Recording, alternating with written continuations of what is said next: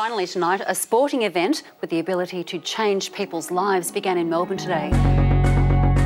My name is George Halkias and I was the national coach of the Australian Street Socceroos. I remember the parade through the city and just the atmosphere and the electricity and the actual venue itself. I don't think people could imagine that you could put that sort of construction at Fed Square.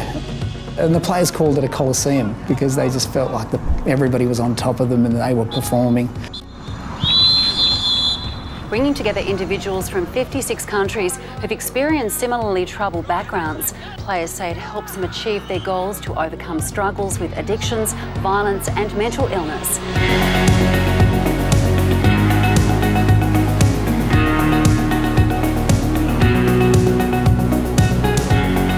I remember when we were first creating the bid to bring the Homeless World Cup to Melbourne. It was perhaps a far-fetched idea, but we were welcomed with open arms. We had probably almost 1,000 volunteers. Happened to meet one of the volunteers. Turns out that I married her a couple of years later, so Federation Square itself has had a very sentimental meaning to me. The event put the Big Issue on the map. Our vision became reality, and the legacy of this great event was that we would then run the community street soccer program as a national program all across the country.